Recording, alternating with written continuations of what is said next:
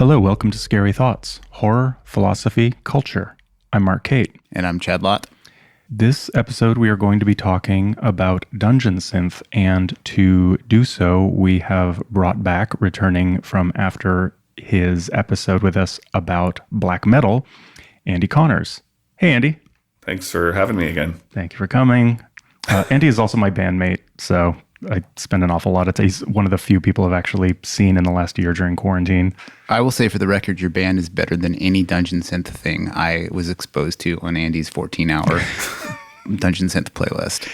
Good a time as any to say that Andee has compiled an over 13-hour playlist for this episode of Dungeon Synth. We're not going to be playing any examples of it in this episode, but you can go to our YouTube page, and it's divided into two parts because YouTube doesn't let you have videos that are over 12 hours long, which is very stingy. But you can get a very, very, very epic assortment of what this genre is about. Or you can actually just play it in the background while you're listening to the podcast. Since yeah, that's originally kind of what it was intended for, or at least more recently, as a sort of accompaniment to gaming. That's true. It's like if we were to think about the origins of ambient music and what that even means to, like furniture music, if we think about Satie and Brian Eno, and that ambient music is resolutely to be in the background and to be not noticed. Dungeon synth is sort of that for gaming. With that in mind, I probably picked poorly, since my tastes run towards either the very distorted and fucked up sounding or ridiculous instead of actually like proper background music. So you would have made another 13 hours entirely of this genre. Well, originally, that mix I made I actually just sort of was making it anyway, but I was kind of trying to gather stuff that it's we'll have to talk about it, but there's two kinds of that. There's dungeon synth, which is ridiculous and sounds like medieval Casio core. And then there's stuff that's just sort of tangentially dungeon synth that's more like actually music we make and we listen to, where it's like grinding, distorted synths and drones and stuff that just happens to have this creepy, ominous atmosphere. So it gets lumped in with dungeon synth. So it seems like there's like a strain that is specifically like people decided that they were going to make the intro 40 seconds of their black metal album into an entire album. So for years now, and I've never done it, I've been talking about doing an entire radio show or an entire of just black metal intros. Yeah. I was going to do my radio show that way too, but then I was like, oh, that basically is dungeon synth. So you should intercut it with early 2000s hip hop skits. So it would be like just an intro. So it's the least listenable thing ever. Yeah, it would be like utterly terrible. Well, maybe we should describe dungeon synth, like actually talk to people about what the hell it sounds like. Imagine you have gathered with your friends to huff paint and play D&D, and someone has the Lady Hawk soundtrack. That's pretty good. Yeah. That is fair. I'm more curious about why you felt compelled to do a show about it. Why have an episode about it? Yeah. Well, it's horror related. I think there's a lot there. I find when I'm confronted by dungeon synth and its culture, I think it's really fascinating. I think why was that funny? Confronted by dungeon synth. Yeah, it's not very confrontational, is it? When I come across casually dungeon synth, I think it's super interesting. It's this genre that has all these practitioners. It has these qualities that I think are really fascinating. Like it really depends on presets. The sounds are so often very stock 80s DX7 FM synthesis patches. So much, I'm very immersed in like synth culture, and people who are serious about synthesis are usually against presets. It's like, you got to make your own sounds from scratch. And it's this very sort of posturing, arrogant, territorial nonsense. And I kind of love that there's this entire genre. It's sort of like making classic house now. We're still milking that TB303 sound, even though it's been played to death for decades and decades and decades. But if it's analog, that's different than using a digital preset somehow. It's all just sort of like, I just love this adoption of presets and this sound that is that does a thing that I think all the music in the hauntology world does, which is that it is weirdly timeless. Like it's this, oftentimes, dungeon synth is medieval sounding, but with cheesy digital synth presets. So like, when's it from? It sort of sounds like early video game music, but well, and that's kind of why I was getting at the two sides. There's the sort of more traditional side that sounds medieval and it's all presets. And then there's the people who are being sort of radically trying to reinvent it, Yeah. And the video game connection is huge. There's tons of 8-bit dungeon synth too, where they sort of fully embrace that. And it's all very like chiptune sounding. I think another aspect to it that's really interesting is I probably discovered dungeon synth through you, honestly. But my understanding of it was really filtered through black metal, that following from like Burzum and Mortis, that their early sort of ambient tracks are really why we have dungeon synth as it is, even though it so much came out of gaming culture. But what I love about dungeon synth is how not seriously it takes itself. Like it's so self-serious that everybody's in on the joke. That's the steampunk comparison to me. You are so bizarre as a human that you've been attracted to this thing, but you also fit into like a perfect box. Like it's like, so like, I fucking love steampunk. It's so, like if you took a steampunk person anywhere in the world, like take them to an Applebee's in Mississippi, it's going to be fucking weird. But the fact that you know exactly what a steampunk person is, like just in your mind, you could probably construct, especially if you listen to this show, you can definitely construct one in your head, fedora, goggles, brown leather, the whole deal. You have to go so far out of your way to be into something like this, but to find yourself identical to the person next to you in it. Although, what's that festival that you guys were talking about? The Northeast Dungeon Siege? There was a bit Is that of what it was called? Yeah. There's definitely a bit of variance in there. And that's what the early 90s sci-fi convention parallel is for me. You would find people who were they were the individual lone weirdos in their town, and they would come to play D&D with a bunch of people in a Holiday Inn somewhere.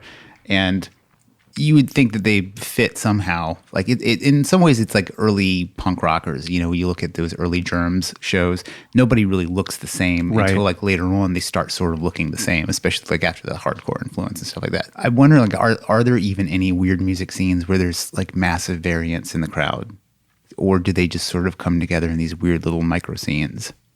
I think it depends from scene to scene. Hard to say. And I actually think the humor aspect that you were referring to is not something I really fully understood until watching the Dungeon Siege, where, like, I think this is probably true of most of the people I know. Like, I'm not a big fan of humor in music. Yeah.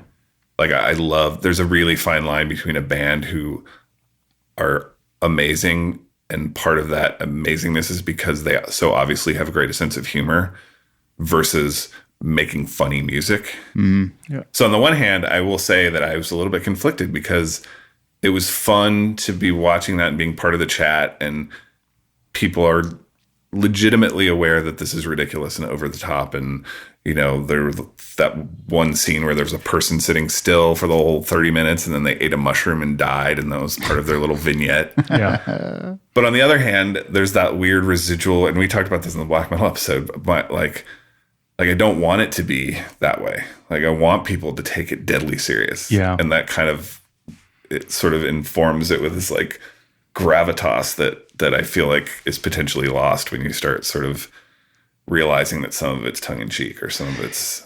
But I feel like it's all to some degree tongue in cheek. Like, I mean, Unless it's not, and then it's awesome. Well, like when you're so autistic that you don't see.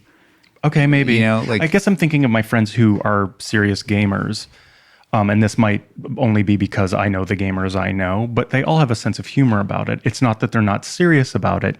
It's that they take it very seriously, but also, like, they know it's gaming. They know, it's not. But don't you think it's the people who don't realize that are infinitely more interesting? And I would venture to say that people making the music who, like if we want a black metal reference, it would be like, there's too many to name, but like where it's just, there's nothing funny about corpse paint. There's no, like, this is serious. And I feel like that's, and to be fair, some of the stuff I put on, I sent you the hot dog cart dungeon synth thing. Maybe tell our listeners some of the most far from the orthodoxy of dungeon synth examples you can think of off the top of your head. And you see, those connect with me just because, like, Forlorn Pizza Parlor. Yeah. And what was the other one? Forklift Operator. Yep. And Cat Tower, to be fair, which you loved. Cat Tower is genuinely good music. But I think that was just genuinely funny and creative. Like, every band's called Blood Tower or Old Tower. And so they're like, Cat Tower, and there's a picture of a cat tower with a cat on it. Yeah. But then musically, it was it's actually really good, ominous and creepy and beautiful. And that's maybe the best example of someone kind of acknowledging that there's some sort of humor to it, but making legitimately interesting art with it. The range of it, like, more than anything, I mean, to sort of justify it for our show, is it reminds me of horror. Like, you can make a movie like Hereditary or The Witch with, like, total dreary seriousness, or you can make Psycho Gorman. And there's everything in the spectrum in there. There's, like, failures, there's interesting failures, there's cynical failures. Yep. The thing I was thinking about a lot was, with the popularity of, like, celebrity D&D, do you all of a sudden have, like, celebrity dungeon synth? Do you have, like, Deadmau5 has made his version of it because they, like, it's a thing they enjoy, but it's also a goof. I mean, I was thinking about Kat Von D, the tattoo artist, makeup lady. She just put out an album, and I watched the video for it, and it's just kind of boring LA goth synth, but the video is like a desert goth girl Zardoz. And so it has this art. Cool. Yeah, it's like Coachella meets some sort of, like, Hell Comes to Frogtown, but Lydia Dietz mixed in. Like, so if that's emerging, like, maybe this aesthetic, like, breaks free into something super bizarre. Yeah. I don't think I've seen much of that. Although a big part of dungeon synth is anonymity, it seems. So half of the stuff on your 13-hour mix might be Deadmau5. Like, how would we know? But I think the point is, like, very much like with black metal, it became a sort of, sure, I play jangle pop, but I have a solo black metal project. Yes. It was this weird kind of badge of, like, underground honor that I know about this cool subgenre, and I'm doing it myself. Yeah. I don't feel like it's maybe reached that critical mass yet. But I feel like it will any second, especially because, if I may say, the bar to playing decent death metal is pretty high. The bar to recording decent dungeon synth is outrageously low. Like, I could probably make an entire dungeon synth album in less time than the length of the album. I could probably just program it and render it a 20-minute song in 5 minutes. And it would probably be just fine. I sort of agree. And I had, like, this impulse when I was texting you. I was like, I'm just going to make a dungeon synth album based on the Ravenloft module for D&D. Which I immediately looked up, and there doesn't seem to be specifically one yet. So yeah, I don't know. But for some reason, like, I mean, I was definitely joking around, but there's another aspect of me where, like, oh, it sounds like fun. And that reminds me, like, all the early 90s, like, metal bands in New Orleans. They were just, like, trying to be the Melvins because they liked it, and then everybody did their own thing because it just ended up like that. Or even, like, in our last episode, we talked about the Ramones trying to make rockabilly. Like, it just seems like the low bar makes it accessible, and that there's something fun about that. It's like a game you can play. Yeah, for sure. And for me, it's very similar. Marc and I have talked about this before, about my just inherent love of jungle. Like, sort of just the Amen break, where I could literally listen to an 8-hour loop of the Amen break and be totally happy. And I feel like, in a way, dungeon synth, this sort of templatized version where it's a DX7 and it's playing mildly medieval melodies very slowly. Like, it almost doesn't matter what it is. I just like that sound. And I just have the same sort of reaction where, and to be honest, I had the same problem where it makes it difficult for me to determine whether it's good or not. Right. Whether it's just something that I enjoy and love hearing versus it's actually good. Yeah. It the experience of, like, at first I was completely dismissive of this, and then I just filtered it through, like, my own memoir in my head. And it reminds me of like playing D&D in a garage. Somebody would put the tape of the Conan soundtrack on through a shitty speaker, and it would just be going on, and you got like, broken Ninja Turtles and pizza laying around, like that to me is like the fun side of it. But it seems to be a lot more serious than that by the people involved. But I think that's worth recognizing that that's like the roots of this is the Conan soundtrack, Tangerine Dream. Outside of metal, there's a lot of sort of proto dungeon synth in sort of the ambient synth world. Yeah. I also find really interesting that an aspect of a lot of dungeon synth is a low res, whether it's cheap synths recorded poorly, usually intentionally, a lot of tape hiss and things like that. So much of it is released on cassette or for free on Bandcamp. There's a sort of non-preciousness to high resolution. And it definitely reminds me of, again, a lot of the music associated with hauntology that is low resolution or noisy and warbly and tape saturation and things like that, that deliver a conscious or unconscious, almost nostalgia-based feeling because it sounds like music from the 70s and earlier. When you have warbling tape. 1570s. Right. Well, that's the thing that I think is really funny with Dungeon Synth is it's like, oh, there's a lot of tape hiss and it makes it sound older. It's like, yeah, but if you're playing medieval music, it's sort of like originally flashbacks would be in a movie.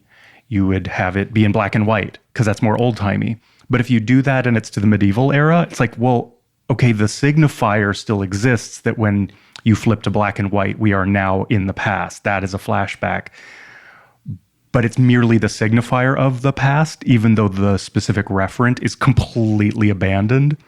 It's not old-timey cinema in the medieval times, just like there was not tape hiss when gladiators were fighting outside the castle walls. This reminds me of something I think about a lot is like in the medieval times, there would have been like the worst bard, but could have ended up in a village where nobody knew any better.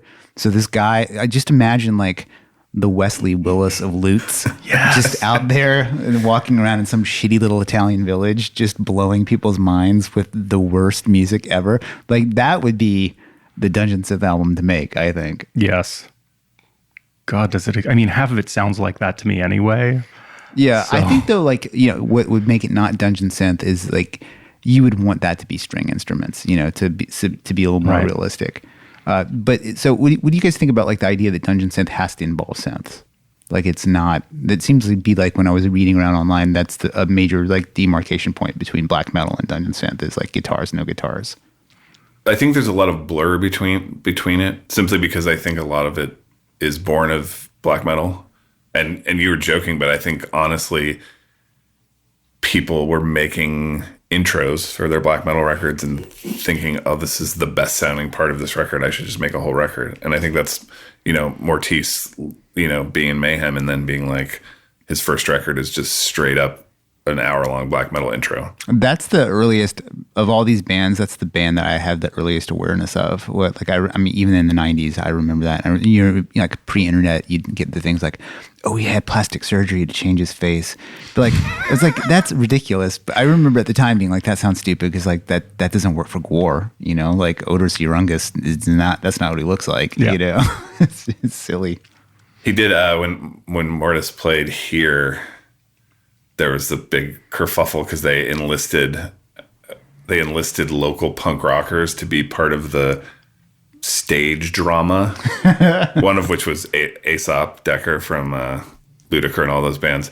And I think Aesop either stole his ears or stole his nose. Oh my God. Got your nose. And he performed. The best part was he performed in front of they just projected the Mortis DVD, but it was shorter than the performance. God. For a while there were just credits behind him while they played. And they had a fake, I forgot, I should really know who it is, but they had a woman who was like laying on the altar and Mortis like sacrificed her. Oh, it's so good.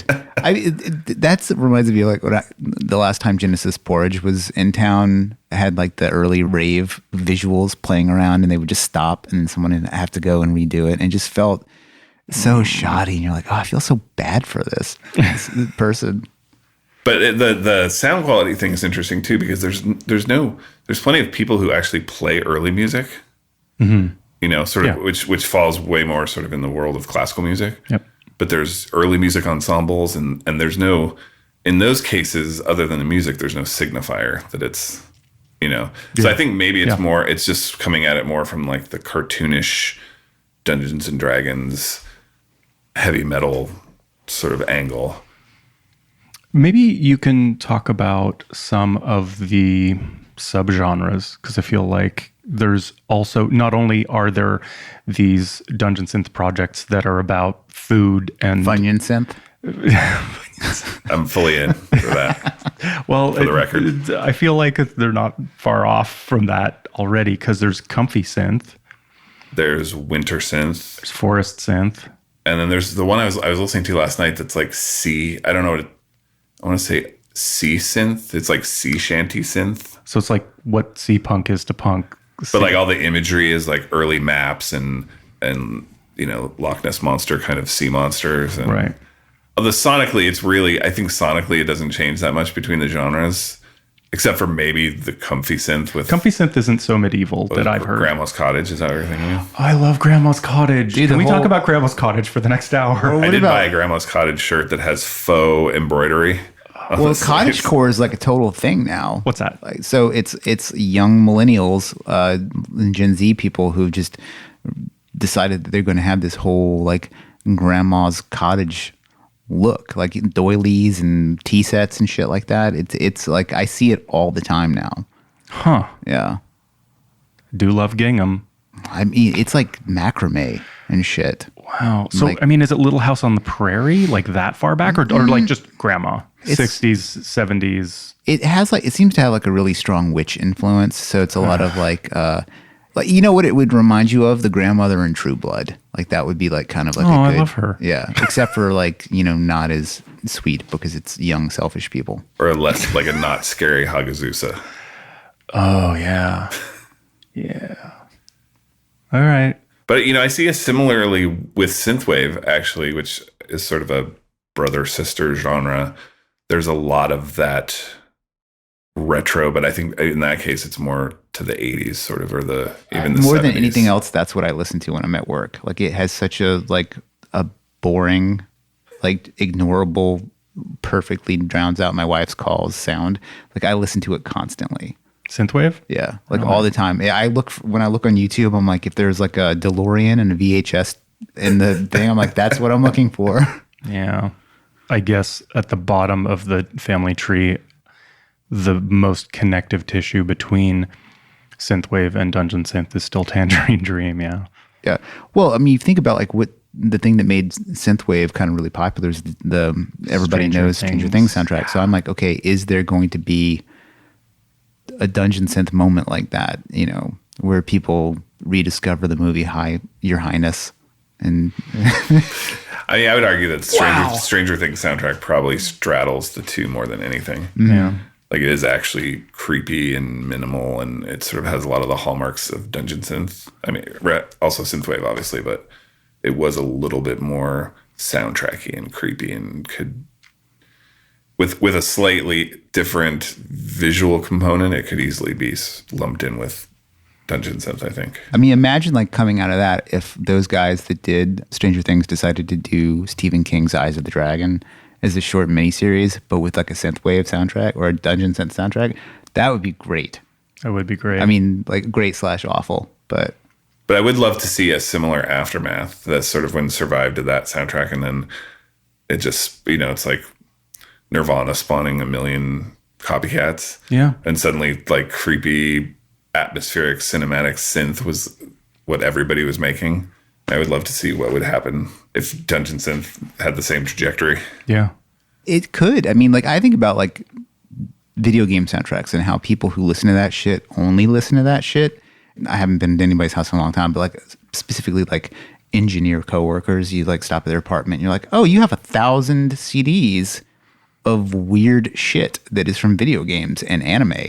And like there's probably so much of that shit out there I just would never be exposed to beyond coworkers. Well, that's a thing that I've been kind of fascinated by for the last, I don't know, maybe 8 years, a lot of actually the most cutting edge, I guess, experimental music out there.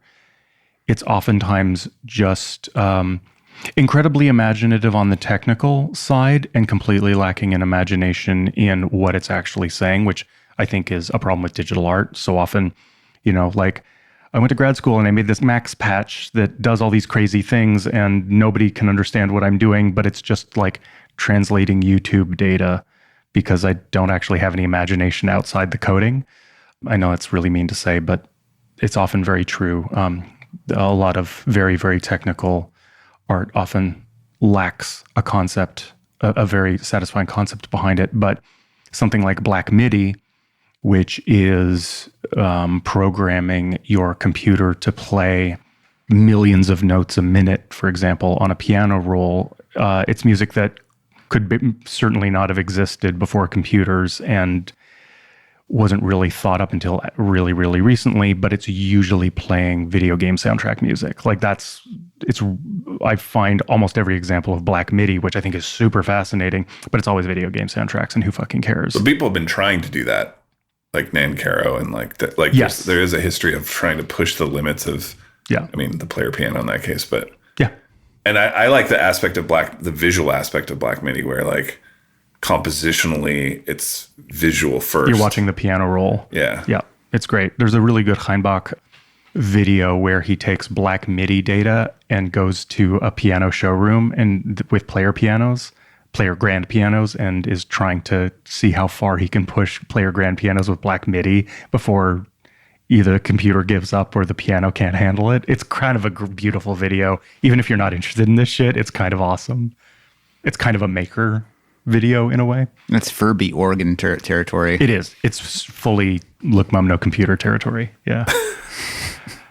I also find with Dungeon Synth, there's something about it that really reminds me of Vaporwave. And at the very beginning, I really thought Vaporwave deeply informed Dungeon Synth, but it seems that that's not actually the case. I think when I was referring to synthwave, maybe I did mean Vaporwave specifically, since it's sort of a step towards that. I tend to feel like, and correct me if I'm wrong, synthwave tends to be based around people either using analog synths or faking analog synths with computers, whereas Vaporwave is often about taking like 80s R&B and time stretching it and adding a bass line and making very meandering music out of samples specifically. I mean, there are people who make Vaporwave still to emulate that sound. Yeah. Oh, for sure. Yeah. But yeah, like there's definitely that sort of 80s mall turned into music, or abandoned 80s mall turned into music. Yeah. It's sort of like just replace the shopping mall with LARPing and you're halfway there. A lot of LARPing went on in malls in the 90s. Not that I ever saw. It's strange. Your Highness did start showing up in my Netflix right at the top for some reason recently. It's all right there, man. Like I think that movie is sort of underrated. Like I think like if you ironically like Dungeon Synth, you would probably enjoy elements of Your Highness. It's kind of like Knights of the Round Table mixed with Airplane to me. Like, so I feel like you could have a before Game of Thrones and after Game of Thrones cultural moment for the acceptance of fantasy. Like, I think that, I mean, maybe the Lord of the Rings movies a little bit, but like, I think Game of Thrones definitely got the masses sort of involved in swords and sorcery. Mm-hmm. Like, I wonder how that is influencing Dungeon Synth, because there's a bunch of like Game of Thronesy ambient soundtracks online you can listen to. They'll even be broken down by like whatever the houses are. There'll be like a Stark Winterfell soundtrack, but that's not really a part of Dungeon Synth, or is it? Like you can get a House Stark toilet seat cover, like that's. What is wrong with this world? It is the throne. You're probably sitting on your throne playing video games. Is that the throne made out of swords? Is that the famous? There has to be a sword toilet. There definitely has to be. I will have to fess up to having never seen Game of Thrones. So I've only seen 2 episodes of it, and it wasn't like I was like not a fan of it. I just didn't care. Any shows like that, I'll usually read a synopsis to know what people are talking about. It always reminds me of the grandpa in Lost Boys, where he's like, you get the TV guide, you don't have to watch the TV. Like that's how I approached all of Game of Thrones. Did you read Game of Thrones? I read the first book, and I just it's cool. I just like had spent like my entire like tweenhood reading fantasy novels and had enough. I like smoked the whole pack in my 12, 13-year-old years. I love Game of Thrones a lot. I think it's great. Super into it. Yeah, I mean, I'm not hating on it. I just didn't like. No, I just think I think it's worth the journey, including the final season, which people hate on. I think it's fucking great. Great show. I think the best sword show is Vikings. Vikings was good. It kind of loses steam pretty fast, but the outset, Vikings is great. Oh, what else? What do we say about Dungeon Synth? We're really running on fumes on this one. This is where Chad's like, I told you so. You, Andee, track music pretty aggressively. What are you seeing with Dungeon Synth? Like, since you got interested in it and it was on your radar as a thing, and I don't mean Mortis as a thing, I mean like in the last couple of years, Like, when since it's it became really a cultural. yeah, when it's like really a thing that people are, since it became a genuine tag on Bandcamp, what have you noticed has shifted over time, and where do you see it potentially going with recent developments? That's a weird question. I don't know. I'm still kind of tickled that it's a thing. Yeah. In some ways, I would sort of. I don't know if you ever remember seeing that CSI where they find like a dead animal in the road, and then it's not a dead animal, it's a furry. And then the whole thing leads back to this like furry convention. And I remember I knew what furries were, but I remember then thinking like, oh, I wish I was into that. Like, right. It's so weird and special and interesting. I wish that was a fetish of mine. Yeah. But it thrilled me that it had sort of broken through to mainstream culture. And it was the CSI episode. And I feel the same way about Dungeon Synth, where it's so specific and ridiculous and fun, and I love it. It still tickles me that it's like kind of. Well, it's waiting for the Punk Quincy episode. Yeah, exactly. Man, furries is like one of the things that is the most hilarious to me. It is just such a hilarious advancement. I mean, it's like the fact that it's like so sexually explicit is hilarious. And little kids know about it. Like my nephew, who's like 14 or 15 years old, I had made some furry joke and he was like, oh my God. He's like, do you know about that? And I was like, yeah. And I was like, for the record, not involved with it at all, you know? But he's like, it's so weird. And there's like proto furries in high school right now, like kids that wear like furry tail clips on their jeans and ears. Like that's like, you have these like spawns. But man, what a weird thing for so many people to just decide all at once is going to be like their thing. It's beautiful. And I wonder if that's do you know, like Neko, is it Neko girls? Like girls who are supposedly like cats. Yeah. Very similar, where they wear a tail. Meow. Like sexy girl cats. I think everything I know about Neko is from ContraPoints. Yeah, same. Yeah. That's the first time I had seen it. Yeah. But you know, there's a lot of like cleaning yourself, like With your paws. yeah. Yeah. It's weird. Like it's so abnormal when people go like so deep into the shtick. Like I watched some like Dateline show about mutants, and there's this one about this girl who's like so into the Teenage Mutant Ninja Turtles that she only eats pizza, and only pizza with bizarre toppings. And this is clearly like an autistic person. Like, I mean, like you're like, okay, this is what's going on here. But the family's just like okay with it, and the room is just like Eastman and Laird, like floor to ceiling. I mean, pillowcases, head costume. I mean, the whole deal. But it's like I could see being really into shit like that. Like, you know, like the rockabilly people are like that. You know, you got your cars, your house has a jukebox in it or whatever.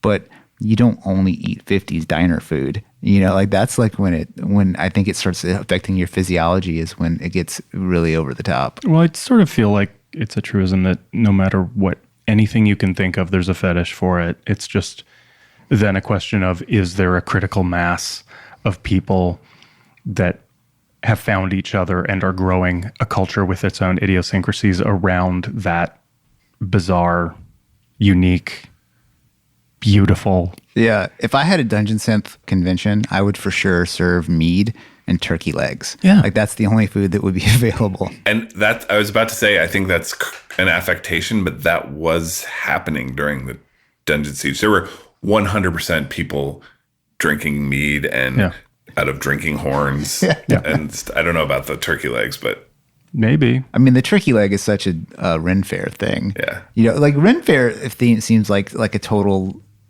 connector to this too, you know, because you go to Ren Fairs and there's like the people who are really taking it seriously. And then there's like the more fantasy sort of element that happens. There are theater students and then people who are like all in for life. Yeah. And what's interesting too, from my perspective, is that used to be the ultimate pejorative, was something was Ren Fair. Yeah. Mm-hmm. Especially music. Yeah. Like if you classified something as Ren Fair, you were basically saying this sucks, don't listen to it. And now it's almost a qualifier for me to want to hear it. in that context. Like I still don't really love metal that has a Ren Fair vibe, and but for some reason it works in that context, and it makes me very happy. Do you think like there's room in Dungeon Synth for the rediscovery of things like Manowar? I mean, I'm just thinking loincloth wise, you know, like not so much the music, maybe a little bit of the music. I would personally love to see a move beyond the cloak. Yeah. I mean, we were talking about, so I have to fully flesh out this love. I need to make my own Dungeon Synth record. And unlike Marc, I can't make one in 15 minutes. That's just as good as all Dungeon Synth records. And the Northeast Dungeon Siege the production quality was at once very low, but also very, very ambitious. Yeah. Like, very ambitious. And so we talked about it a bunch, where I was like, that is sort of my goal, is to play that and then spend maybe 100 times the energy on creating some live performative aspect, that like spend way more time on that than the record itself. Yeah. You know, where we were talking about playable toadstools or just having rocks, I wanted to make a giant keyboard out of paper mache, I guess. But so it looked, because the one thing that drove me crazy, and this is maybe going back to taking stuff too seriously, but with metal, with corpse paint, I was always like, how can you just corpse paint your face? Like, you can't have a beard. You got to corpse paint your hands and your neck and your arms. Like, you have to go for it. And I feel like a lot of the performances and Dungeons and the performances, they go to all this, you know, we have these mushrooms and rocks and stuff, but then we have this like 2020 $1,000 synthesizer. And I'm like, no, you got to be playing some mechanical. To me, it's like you're watching someone perform this medieval music and you're staring at the word Casio. Like it is actually the focal point of the image. At least change the font on the, you know, it's fully, or do something like Mr. Quintron does, like have the shit behind a thing. Yeah, or just cover it, or could just lay tons of moss on top of it. I mean, like look at like what Screamin' Jay Hawkins did. Like that was, you know, like there would be like a witchcraft fence around his organ player and all that shit. Fully. Yeah, I think that's just for me, that's the missing component.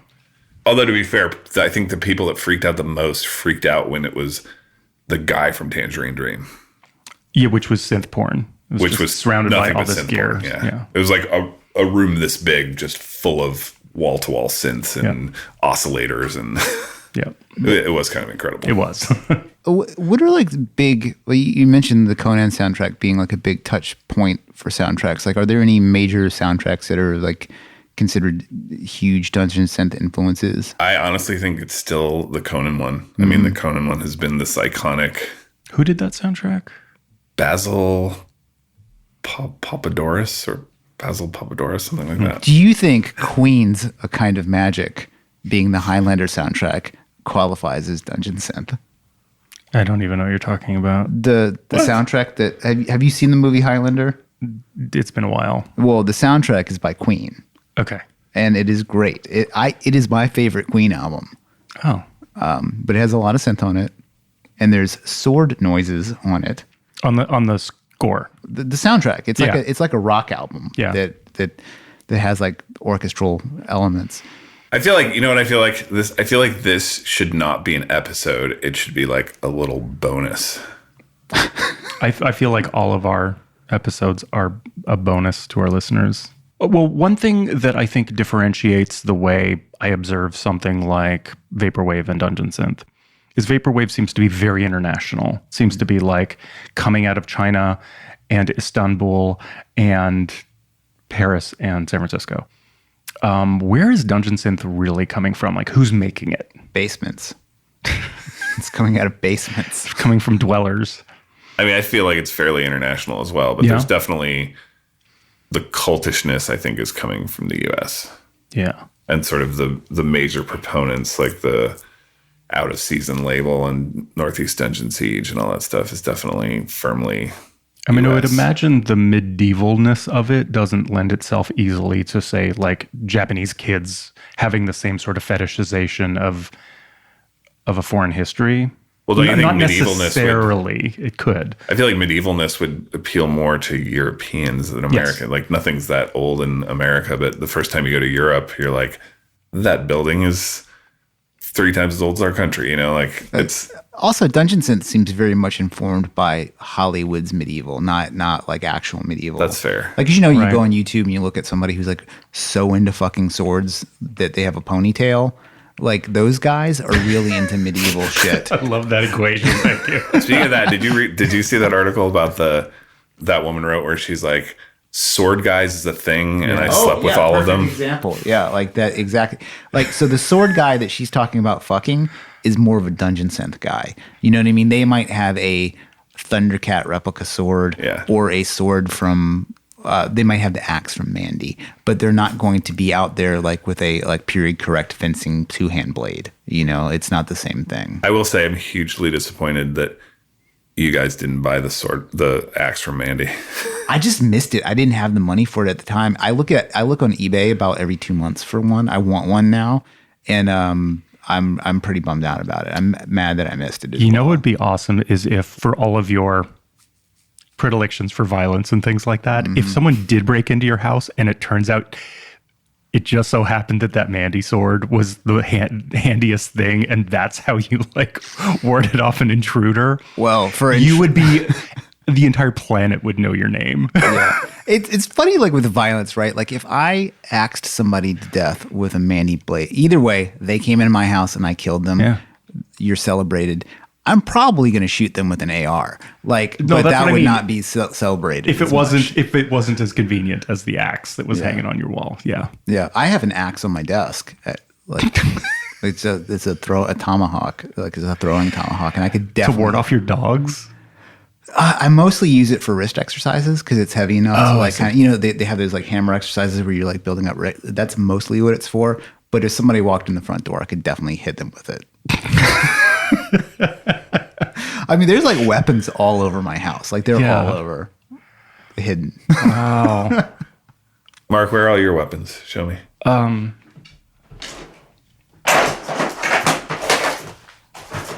already dead. That took Yeah. too long. Yeah. But here it is. Oh, yes, that's... I wish our listeners could see nice the collection of karambit. knives that are being Yeah. All those clicks. There's... Oh, my knife's over there on the. Oh, we have the jump on you. I need to get a more fun knife. Yeah, these are cool. What is that thing called? Karambit. Yeah. Oh, but we were talking about who makes Dungeon Synth. Yeah. Right before we got into our knife talk, which is How often do you guys devolve into knife talk on the show? not that often. Not much. Yeah. Violence, always. Violence always. Knife but specific. Yeah. To me, it's like, I don't know. There's something unseemly about it. It's like talking about your Louis Vuitton shoes or something. Like I have a super expensive pocket knife, like, but it just seems like uncool to talk about for some reason. Yeah, I remember when I got my first knife that I was carrying around. I showed it to one of my coworkers, and he was like, "Wow, this thing cost like $40." I was like, "What?" It's like a tenth what I paid for this fucking thing. But it's like anything. Once you get into nice stuff and you have like enough of a connoisseur taste to recognize the differences between low quality and high quality, and if it's part of your budget, you know, like I don't have children, so I'll buy whatever the fuck I want. Yeah. Yeah, how much does this mic cost, Mark? Again? I once told Andy how much that mic cost, and he brings it up all the time now that that thing I told I him how think much you, it cost. you presented it like I was going to break it or something, like I was a child. Like, do you know how much, if we bring this into the space, you know how much this might cost? Legitimate concern. The world is a dangerous place. Having owned Aquarius, what square footage do you think your personal music collection takes up? Like, how big is it? It's bananas. It's in It's gotta be insane, right? every room in my house. Oh no, it's in the kitchen now too. So every room in my house except the bathroom. Awesome. And Not to the hoarder point, but like No. I have a music room. I have a music room where all four walls are music, and then there's a closet with music from the top to the bottom. I have 4 or 5 of those that are full. Expedites. Yeah, those IKEA things. Say you got to grab one thing and you got to run out. What's the one thing you grab? I would just die right there with it. I would die with it all. If I can't take it all, I'm not going. Yeah. Or I would try to absorb some of the flames myself to spare something else. Yeah.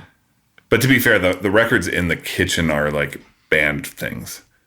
Because I have like built-in cabinets. BAND or BANNED. Yeah. Like It's the Coup, the Twin Towers CD cover. yeah, no, it's where like for mail order and stuff where I have our records and Common Eider records just because there was a place to have them. Yeah. I felt like initially, I mean, everyone sets their own boundaries, but for me it was if you're finally putting music in your kitchen, you've definitely gone too far. But I'm also a person who would never put stuff in the basement or the garage just because I'd be worried about it, like mildew and. But another Aquarius employee, Jeff, when we went to visit him in LA, he had record shelves lining his hallway. So you imagine your hallway, normal sized hallway. So you had to sort of go sideways to get through. And I was like, okay, I was never going to put stuff in the hallway. If your collection can kill you, you know it's serious. Yeah. Have you seen that documentary, The Booksellers? Yeah. Man, it is amazing. I mean, Like having your apartment reinforced to hold the support of all the weight. One person spent $1 million retrofitting their New York brownstone so that their book collection would not collapse the building. Wow. Like, that is a fucking goal. I don't know if you remember, but Valencia Cyclery that was right next to Aquarius was closed for 6 months or something because the person who lived in the apartment upstairs was a hoarder. And they'd had so many newspapers and magazines that it collapsed the floor and the ceiling of the bike shop. So nuts. Yeah. Amazing. There must be so much of that shit in the city.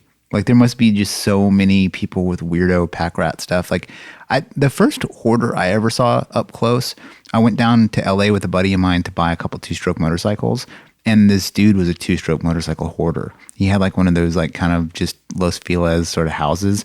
And it was floor to ceiling with like up to 400cc bikes. I mean, it was nuts how much shit was in there. And he was old then. So I wonder like, what happens to that? What happens to a dude who has like 18 RD350s? Yeah. Have you ever seen, there's a documentary or two about those 2 brothers in New York, the Collier brothers. Mm-mm. And they were sort of hoarders and hermits. And then it got to the point where there were tunnels. They had to enter through the 2nd-story window because everything was piled up in front of the doors. And one of them got sick. And so the other was taking care of him. And they had all these booby traps set for intruders. And then the one brother died in a booby trap. And then the other brother, who was infirm, died because his brother couldn't feed him. And then when the firemen came, they literally had to go in through the top window and like work their way down. Mm-hmm. It's really fascinating. But in their case, it was really interesting because they had like carriages, and it wasn't just books and magazine and trash. They had, like automobile engines, and just, it's really I mean, it's terrifying but also really fascinating from like a pathology. Yeah, what I was thinking about just the pathology of collecting, and like how much do you think that you're interested in music to the level it is a compulsion versus just like you just went all in? It's hard to say at this point. It really is. I mean, especially as listening has, a lot of people I know really easily made the switch from ownership to Spotify. Mm-hmm. And Marc's a good example, probably. But like for me, if a record exists, I want to own it. Why do I want to own it? And there's the question, where especially in the age of Bandcamp, you buy the record and you get the download. And then 2 months later, when the record comes out, they mail it to you. You open the box and put it on the shelf. Like, yeah. why is that still important to me?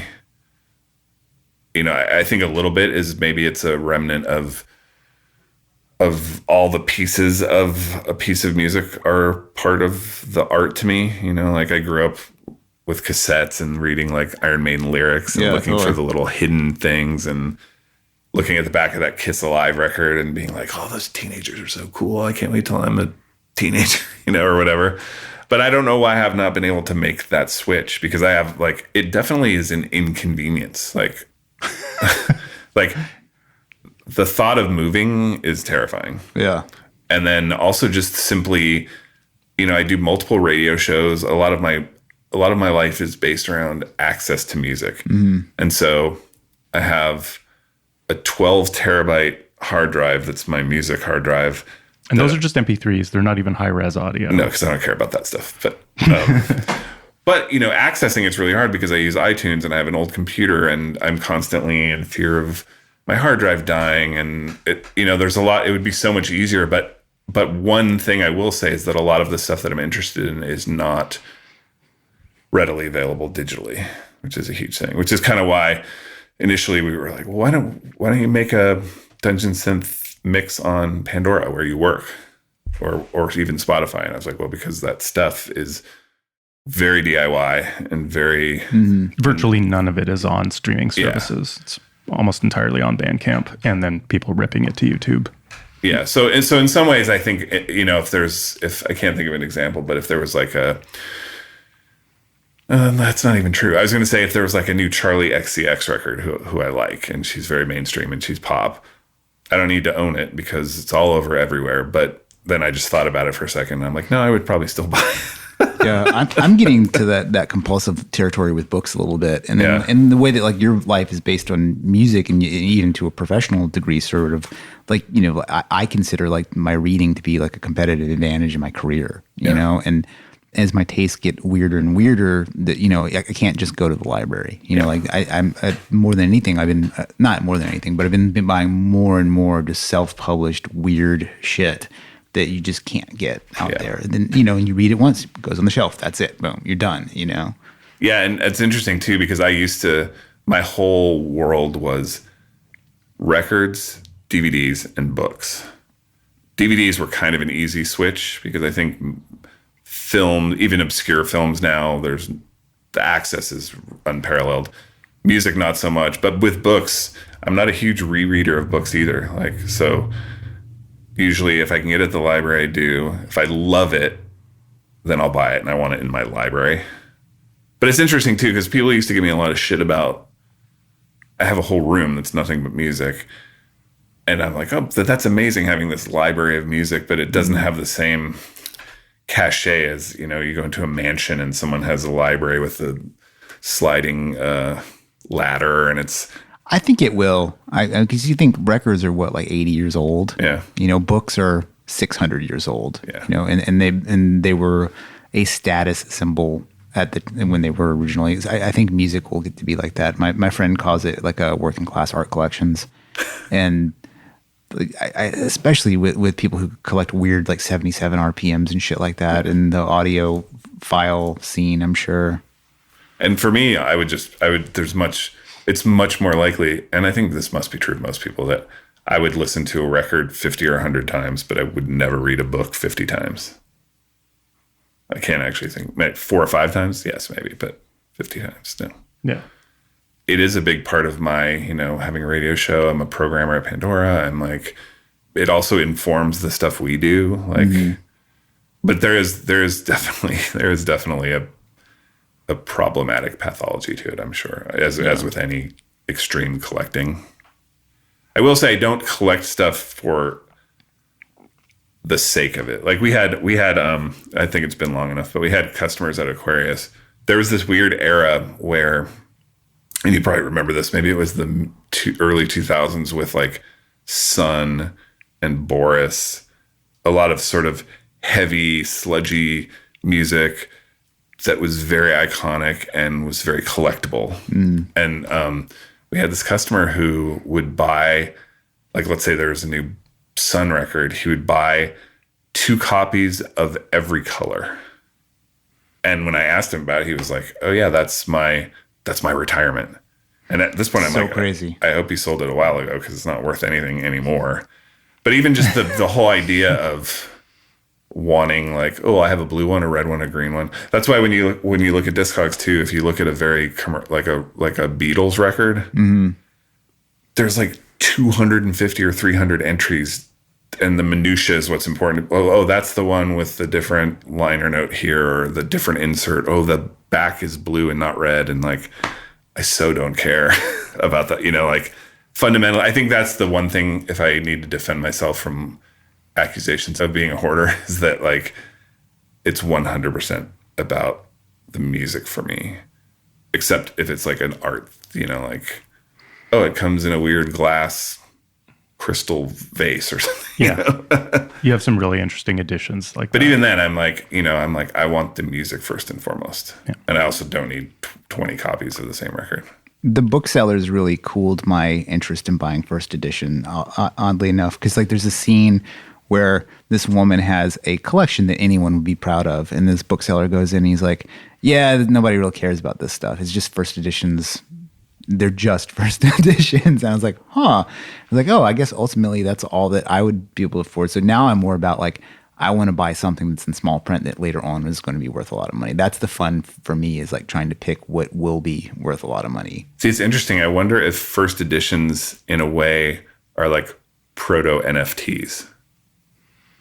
Well, Like, because there's nothing to it. There's nothing different about it except that you have bragging rights. well, the equivalent would be signed, and then there's another level of signed, which is signed to a person of note. Yeah. So like that, like I almost bought a book like this. There was a copy of The Stand, and it was Pete Fountain's personal copy of The Stand signed by Stephen King. So it was like to Pete Fountain and Stephen King, and being from New Orleans, that was kind of a cool thing. I was like, it's $5,000. I'm not buying that, but I feel like that would be something that would be worth a lot of money. And it has that NFT because it's touched these certain things. But the NFT thing seems very much like a scam to me. What's funny is when, so Heather and I got to go to a Simpsons script read because Matt Groening was a Aquarius customer. And we were going to LA, and he was like, oh, you should come to a table read. And we're like, oh my God, it's so amazing. So greatest experience ever. You sit around with all those, Hank Azaria and everyone there good. Doing stuff. And it was the one with Patton Oswalt. So he was there. Totally great. And then afterwards, you get to keep the script. Wow. Like you get to keep a paper version of the script. And so Matt's like, do you want me to sign it for you? And I was like, oh yeah. And then his assistant was like, do you want Matt not to put your name on it? Because then it's easier to sell on eBay. Wow. And I was like, no, I want my name on it because I don't want to sell it. Like, I want it because this was special to me. Yeah, totally. And then I later found that like that's a really common thing where people are like, oh, can you just not put my just put your signature in a drawing? I would feel like gross. such a douche. If I know, wouldn't you? Like, for example, I want to have Eric Davis back on the podcast. One, because he's amazing. I've been reading all of his books, but I also want him to sign my copy of High Weirdness. I have a first edition copy of it, but I want it to be to Chad. Like, like I don't want it to be just like something I throw on eBay in 20 years or whatever, Plus, I like the idea of the chance of like, perhaps I will be a person of note, thereby raising the value of the book, Well, maybe you should live your life according to that goal. I want to live a life that makes the things that people have autographed to me more valuable than without my signature. So to tie this back to Dungeon Synth. Ugh. Oh, wait, I had another book question though. Oh. Are you still doing your 50 books a year thing? Yeah, $100 a year. So this will be the fourth or fifth year I'm doing it. I for some reason I didn't want to put them on Instagram. It felt really braggy or something like that. Like I don't. It felt unseemly. But so I have a spreadsheet going where I keep track of it. Well, I want to be totally transparent that I think, and Marc knows, I was like, I can't wait to hang out with Chad because I was going to be like, yeah, big deal. I read 100 books every year too, and I don't make a fucking big deal out of it. Well, for a person, like, part of it too is like I just liked going back through my Instagram feed and seeing what I had read, and it made me think about it more. And then also my personal Instagram feed is private, so it's like 100-something people. Like, who cares, And then I also like the conversations. My favorite conversation is like, I love that book. Have you heard this? And I go, no, I'm going to buy it right now. Like, that's kind of a mechanism that I'm finding is not happening now that I don't put them on there. But yeah, I don't know. I had mixed feelings about it. Like I just was, this doesn't seem cool. Well, to it's me. a challenge too, because people do it all the time where they like post records with no comment or not much context, and you're like, are you just bragging? Because sometimes you have to be like, what is that? That's cool. I'm curious about it. Tell me more. And it was kind of part of that whole like, post this with no comment and then tag someone else. And but yeah, I just thought it was funny because it is interesting because you're like, you want to share and you want to get recommendations. We used to do this. We used to have this pseudo chat thing that I made called Bookworm Motherfuckers, where I was like, I'm only going to get people who you trust enough where you don't actually need a book review. Like I would probably count you as a person like that, where like if you said to me, oh shit, you have to read this book, like that's all I need. Yeah. I don't need any more context. I'm like, oh yeah, he's really interesting. He's smart. He reads lots of great books. I'm going to take that at face value and get this book. And so I'd put together this little group of like 5 or 6 people. And for like a year we had that. And I feel like you're getting sort of that on a wider scale by doing that. Yeah. So the other part of it too was like, it just drove me to make the 100 books too, because I was like, if I don't achieve this, I'm going to look like a fucking loser.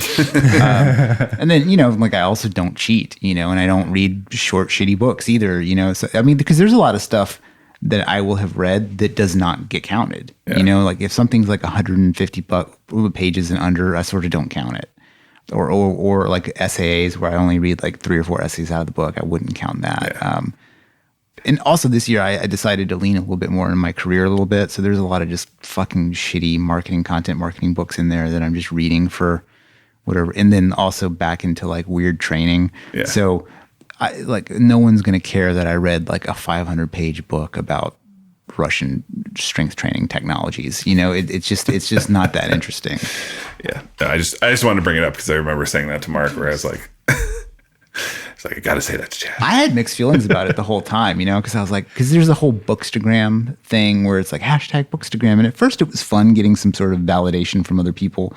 But most of it is like somebody being like, here's 8 of my Harry Potter books. I'm like, I don't want to be part of this. This isn't cool. Like, I'm not into it. I don't care about R.L. Stein. Go away, Yeah.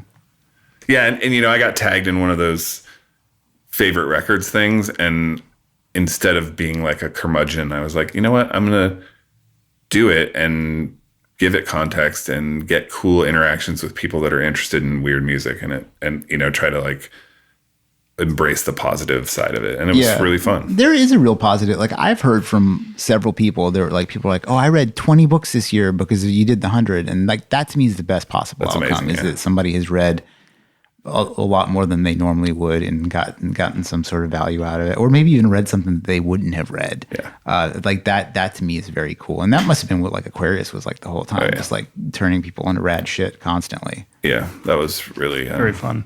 It's tough to do with books. Like I think about like, I would love to have, like I had an idea for a bookstore that was just all murder books called Chalkline. And like that to me would be super fun, just sitting in a bookstore all day that just had just terror books around me. But like, what's like, I'm not gonna make any money doing that. No. Alan and I had this idea of having a record store where you could listen to everything in the store, but there were no covers and no titles and no band names. Like you just pick stuff at random and listen, and it was like it would force you to just fully embrace it based entirely on the music. And then once you bought it, you would know what it was, but you would just be like, oh yeah, I want to get number 74 and number 312 just because you listened to them and they were amazing. And so like it sort of would help get rid of you're like, well, I don't like black metal. I only like indie rock. But somehow you just heard this thing and you don't know what it is. And you're like, oh, maybe I guess I do like black metal. You could do that exact thing, but have the covers and everything, but it's pitch black inside. Like no torches. Just like the eating thing where you eat blindfolded. Yeah. Yeah, it's weird. We're making recommendations in general. I mean, is just so weird. Like, there's this like early. I don't know if you call him an anarchist writer, but like Albert J. Nock, he wrote this book called Memoirs of a Superfluous Man, and they try to get him to be like the head of some department, and they're like, "Well, what do you want?" He's like, "English lit." They're like, "We want you to cover English lit." It's like, all I would do is just point at the library and tell someone to work it out themselves, And so there's like a little bit of that especially with books. Like, it's. So to bring it back to Dungeon Synth, it does seem that one of the components of it is that it is often really not mass produced. Like It'll be cassette editions of 20, CDRs of 40. Strangely, it'll be name your price on Bandcamp, which is free if you want. But it seems that there's this desire to keep it kind of open and closed at the same time with the objects, yeah? Yeah, it's hard for me to say whether that's purposeful or whether there's just... There aren't 20 people who there's want not that a cassette. demand for it. Yeah. I mean, there is more and more, but I think initially it was just very... Part of the appeal, honestly, was that it felt really punk. Like, it felt really DIY. Like, cassette was the preferred... I hate cassettes, but cassette was the preferred format. Everything was shitty and photocopied. Everything was recorded terribly with like a Casio on a 4-track. Yeah. Like, it had all the hallmarks of stuff I liked about other genres of music. And the fact that it was sort of... that still feels like a weird fit because there's still this aspect of like cultishness and obscure, and it's supposed to be creepy and haunting, and the link to black metal is certainly very, very obvious. Very few dungeon synth fans are not also black metal fans, I think it would be safe to say. And so it tapped into a lot of the stuff I love about that as well. Yeah. And then I think we sort of addressed it. Then it was just this weird... Like, I would vacillate between being like, this is incredible and beautiful and creepy, and it's my favorite sleeping music. And then I would hear something else and be like, oh, this is super cheesy, but I still kind of like it. A lot of it's very cheesy. Yeah, and I think when you think of dungeon synth, it's very Ren Fair. It's very cheesy and medieval sounding. It very much sounds like not even a good intro, but like maybe a slightly hokey intro from a metal record from 30 years ago. But for me, I love the fact that exists. I love the fact that it's becoming popular, weirdly popular. And I love the fact, just like black metal, I mean, you read that black metal book, the USBM. A lot of the pushback with sort of the proliferation of black metal was that, oh, I'm in an indie rock band and I'm going to try my hand at black metal because I heard it and I like it. And that's like straight up poserdom. But the resulting hybrid was very interesting, and it was like a weird take on black metal. And with my history, obviously, Aquarius, like that's the stuff that really appealed to me. So while I love, cheesy or not, while I love the sort of core original sound, the stuff that really moves me, and then are like bands like Blood Tower and who are mixing in noise and like industrial aspects and being really creative with it. So in that sense, it's not that different than other underground genres that sort of bubble to the surface. I just think that it's so weird and nichey and on some level just admittedly silly that it's crazy how popular it's gotten. I had an idea for a dungeon synth album other than the Ravenloft one. So this is how it would work. It would sort of be like Black Midi influence. So it's procedurally generated music and it's number based. You get a 10 number code, but the number is generated by you rolling your own 20-sided die. And so like the album, it just comes with like a flash drive and a dice and that's how it works. Like, I feel like that would be solid. It's great. I would 100% buy that. Let's choose your own adventure. Let's make it. All right. I don't know how to make I'll buy dice. That's my contribution. I'll make the Craigslist posting to find someone to code it. I don't know. I'll photocopy the cover 10 times in a row. So by the 10th time, it looks perfect. Yes. Is there anything else about Dungeon Synth? I mean, there's a lot about Dungeon Synth we're not touching on, but I don't know. Yeah, what are we not covering? Like, you seem to be the most emotionally invested. Well, one thing that we brought up, I mean, we can just touch on this, is I was asking about who's making Dungeon Synth, and it does seem somewhat that it is part of the electronic music history of there seems to be a fair amount of representation of women and trans people making Dungeon Synth that are sort of at the core-ish. Yeah? Yeah. I mean, I think other than just the built-in, there's more dudes doing it than anyone else, it seems to be much more welcoming and open. And certainly the timbre of the chat and the surrounding sort of activity, like with the Dungeon Siege and stuff, was very, very positive and very, very, very welcoming, which I think is kind of at odds with metal in general. Yeah. Yeah, it was encouraging. I mean, I don't know about gaming in general. Oh yeah, gaming in general. But I don't know about the electronic music aspect. Oh, I just mean the history of electronic music is like women are in various scenes in various ways very much a part of at the core of it, and especially experimental electronic music. You know, a lot of the most interesting experimental electronic music happening right now is a lot of it's by women and trans women. And I think the most interesting shit in D&D right now is women. Like, I mean, like there's like so many Instagram like people who like put their costumes on and do like these little skits and even music and stuff like that. And it's so creative and fun. Like that's the thing. It's always fun. Like everybody dresses up like that character, Jester Lavore, the blue demon looking woman. Oh. Like, and like the amount of it is so, it's become like a standard. Like you would do like, it's almost like frat dudes doing Borat or something. It's like, it's like this thing that people do. Yeah, I'm fascinated by it. yeah, I guess it's dungeon synth adjacent. kinda.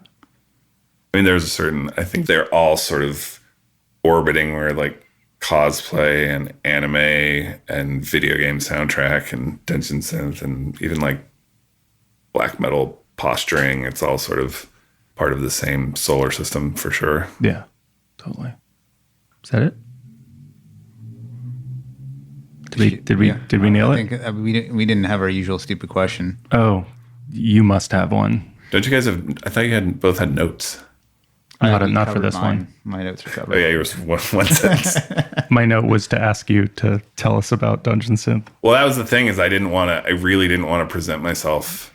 I actually looked up, I was like, oh, I wanted to make sure I had sort of the historical signposts correct. So, you know, I looked it up before and then I was like, I don't want to present myself as an expert though, as much as like, Okay, I got to call you out though. You said the same thing about black metal on our black metal episode, and like every article and book about black metal is mostly about you. And you're like, yeah, I don't want to sound like I'm an expert on this thing. Like nobody else is more of an expert in this than you on Earth. I don't think that's true. I don't know that that's true of Dungeon Synth. Okay.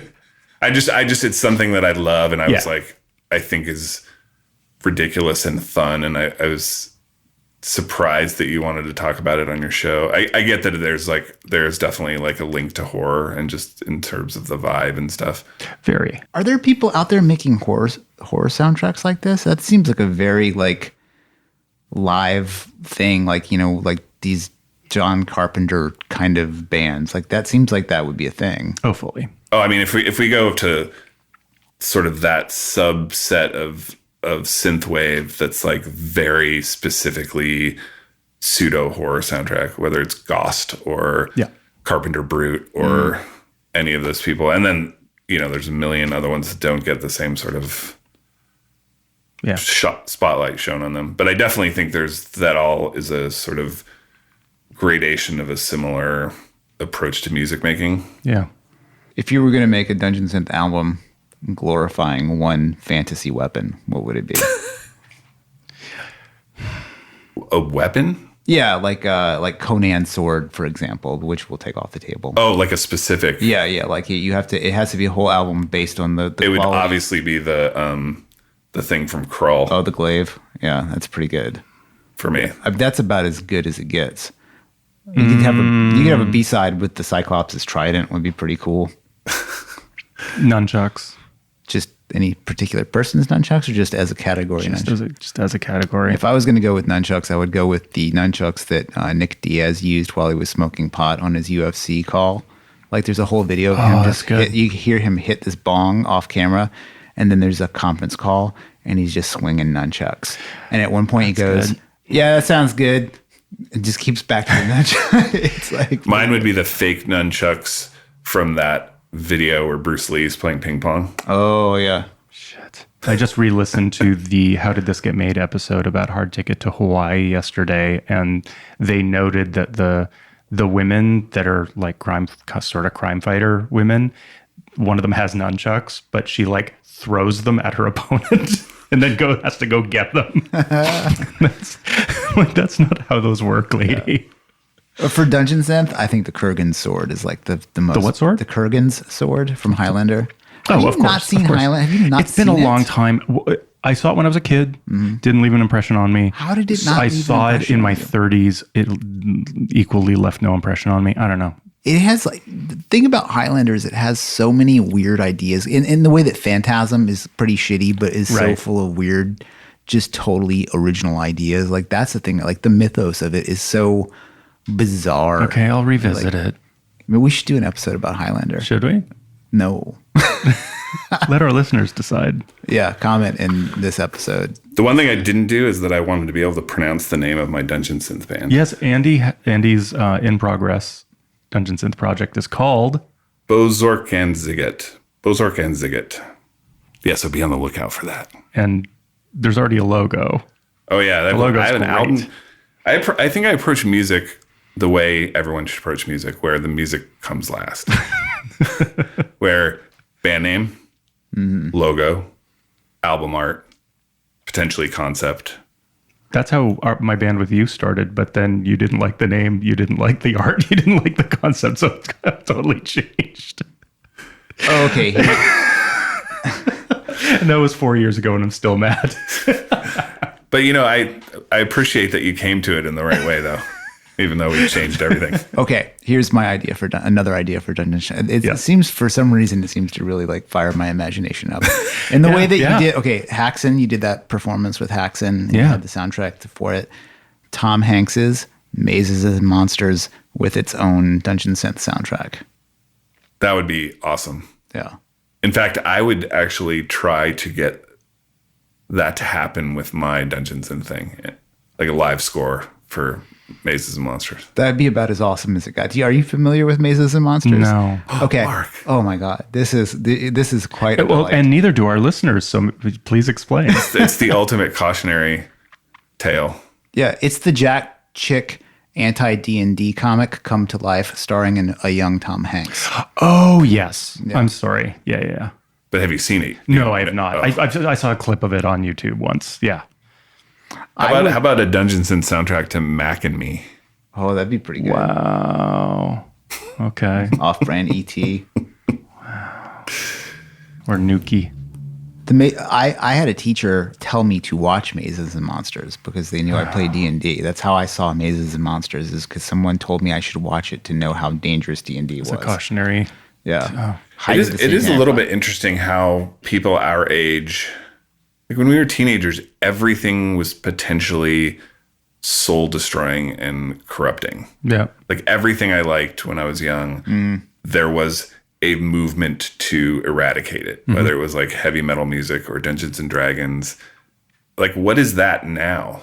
Like, is it like having an OnlyFans, or like, what is the thing that's potentially going to destroy your life, but you have to do because you're a teenager and it's awesome? Pharmaceuticals. But wasn't that true for our, like, Well, it wasn't prescription drugs when we were kids. no, but we had the was drugs, reefer. we had drugs, Satan, Yeah, Dungeons and Dragons. part of it is like The alt-right is now. I would actually say probably like elements of neo-reaction are probably the territory where that happens. Like, the writing of like Mencius Moldbug or something like that. Like, or even like people who are ironically into objectivism now. That might be because it's so counter the culture. Like, people, I think of, off mic, we talked about like our talk, with, diversity, inclusion, and corporate atmosphere and stuff like that. Like, if Hollywood, every corporation ever, schools, politicians, they're all on one side of something. The thing that's on the other side of it is going to be sort of like the natural analog to that. But, the argument for that not being the same is like ultimately no one really fucked themselves up with heavy metal music. But a few fucking losers did. But you could probably make some trouble for society at large if enough people were involved in neo-reaction. Like, right. yeah, like that would be like, because it's just rebranded fascism. Yeah. So I don't know that it's exactly. But I guess I don't think. Do you think fascism to teenagers is the same as satanic heavy metal was to teenagers when we were kids? Maybe. I don't know. You know what it actually is a little bit is like the veneration of like characters like Jake Paul and Logan Paul. Like the fact that like Jake Paul is sort of an 80s jock villain and that's what young kids are into. Like the only young kids I know, that's their sort of thing that they like. First of all, it has to bother parents. Whatever it is, it needs to bother parents. And I think being young and flashy and stupid with money bothers parents right now because so many people are broke. You know, like people our age are like not rich. You see some young ass dude with like Louis Vuitton diapers. Well, I think that whole culture of YouTube and TikTok and a bunch of 16-year-olds buying a house to live together to make content when like our dad or we like slaved away just to, you know, survive. But but back to Seems so frivolous. It is, but I think to your original question was like, you know, is it the same as the heavy metal? Like you could make an analog that like the satanic panic is sort of like normal wokeness now, and being against wokeness would be that. But like the thing that makes wokeness so I think powerful is that it has that inbuilt thing where it's like if you're against it, you're sort of like against things that make you an asshole. Like, oh, you're against my woke position. Does that mean you hate trans people? You're like, fuck, you got me again. Like that. But whereas like you know, your immortal soul being in danger because you're allied with the devil is just so fucking stupid and ultimately has no real world application. I remember Coil and Sharp. Do you know Coil and Sharp? They were these two. We sold that at Aquarius. There were these two comedians, and they would go out on the street and they would interact with people, and they would do the most crazy things where they're like, I need to do brain surgery and I need an assistant. We're going to do it in the van. Would you be interested in helping me for $100? And the people were like, Okay. I don't know, maybe. Okay. And then there was just this, it wasn't mean spirited, but the people were so much more innocent. They were willing to believe the craziest stuff. And I feel like that innocence is so gone. Well, I think it's been replaced by like being an anti-vaxxer or something like that. The naivete is, people are still stupid and gullible. It's just very different. Or now. Maybe very specific. Maybe, yeah. I feel like people were much more open to assuming people didn't necessarily have, like maybe had their best interest in mind. And we're like, oh, I'm speaking to a stranger. We're of course going to be civil and you're not going to suggest. No, that's true, because one thing that I find really fascinating, and this ties into the satanic panic as well, is that everybody's so freaked out about the danger to their kids now in a way that was never true when we were kids. Mm-hmm. But actually, when we were kids, it was way more dangerous to be a kid. But people didn't sort of realize that. But now that the world is actually, or let's say America, is way safer for children than ever in history, is when parents are completely neurotically freaked out about the safety of their children all the time. Well, yeah, the irony that they were looking in so much, the like, I'm very worried about Satan taking my child's soul, but yeah, go ahead and spend the day playing in that abandoned lot across and just be sure, or that weird forest where I'm sure there's child molesters, but just be home by 6, you know, like. You saying that makes me think of like, a space that might actually be pretty radical and interesting is the post 9/11 veteran community, like the sort of like more hilarious side of it. The guys who just do like YouTube gun channels and stuff like that. Like those guys are not going to be committing crimes with their weirdly owned automatic weapons that they shoot at piles of tannerite, you know, but it bugs the fuck out of the liberal folks like that, you know, so it's like there's no, just like heavy metal and Satanism, there's no actual harm because those guns are just being used they're basically prop comics, right? Yeah. Like that might be a space because there's so many of those veterans. There's like a million of them. I just love that you classified it as the funnier side of post 9/11. Well, there's people who just are veterans and come out of it, but there's guys, there's like Vet TV. It's all skits and they're all super non-PC, like really, really funny. And because it's so idiosyncratic to the experience, the real lived experience of veterans, that it's sort of hard to like critique it and like you're like, oh well, that doesn't seem right. Well, like that's what it's like in Afghanistan right now. So who are you to tell me that that's not what it's like? And you know, I can't make fun of this dude's weirdly shaped balls, but I can shoot 40 jihadis. Like where's your priorities, you know, Mr. Neoliberal? Like, so, I mean, maybe that's it. Yeah, I think that's weirdly shaped balls is where you just kind of got to finish. Okay, yeah, let's leave it there. If you can't make fun of your friend's weirdly shaped balls, what kind of friendship do you have? The terrorists have won. Yeah. Thanks, guys. Thanks for coming on. We should promote the music that just came out yesterday. Oh, yeah. Well, we're going to plug something. Marc and I play in a band together called My Heart an Inverted Flame. It's synth and drums and singing and no guitars and no bass. Singing. Yeah. Yeah, there's a lot of singing. Really? Yeah. Nobody seems to see. So let's band meeting, Andy, right now. Because I've listened to that album a lot, and I would not have thought Yeah. that there was singing on it. Yeah. That's what makes it so interesting, is that the singing is so perfectly enmeshed with the music. Whereas the actual vocalist in the band would frame it as the non-vocalist in the band always says, turn the vocals down, and then nobody actually knows Who's the there's singer? vocals. Me. You're the singer. But to be fair, So far, yeah. to be fair, I also generally suggest turning the drums down too. That's true. So you can't really that's accuse fair. me of being. That's fair. I love that they just sound like orc war drums. like, I love it. Like, I think it's fucking great. You guys Thanks. might be the first of my friends that are musicians to have produced an album that I actually have wanted to listen to. Well, that's awesome. Thank you. If And if you're a friend of mine who has a band, I'm for sure talking about you. Like, for sure. so anyway, this band that Mark and I are in, we just released a new EP today, or whenever, or we're recording this. Oh no, yesterday. Yesterday, yeah. And it is the first in a year-long series of monthly EPs that we've been working on for a while. And we gave it a really succinct, short, to-the-point title, like we always do. Mark? It is titled A Collection of Essays Attempting to Describe in Intricate, Exhaustive Detail Everything That Was Ever Wrong with the World. And yesterday was Volume 1. And the second Friday of every month is when each subsequent volume will be released. Yeah, You should buy them all. please do. And in addition to that, Andy, you should plug your 2 radio shows. Oh yeah, I do 2 radio shows. I do one, which I think we probably, if you listen to the black metal episode of Scary Thoughts or listen to the accompanying playlist, you got a sort of taste of it. But I do one show on GimmeMetal.com called Battle Flutes and Sideways Skulls, and that is on Wednesday nights at 8 p.m. Pacific. And then I do a monthly show on Repeater Radio in the UK, which is the first Tuesday of every month at 8 p.m. And that one is called Castle Weather. Awesome. And let me remind everybody that there is a 13-plus hour Dungeon Synth mix waiting for you on YouTube on the Scary Thoughts YouTube channel. Anything else? I believe that's all I have. All right. Yeah, thank you very much. It's always a joy and a pleasure to hang out with you guys and chat. Totally. Thanks for coming by. Thanks for having me. Bye, everybody. Thank you.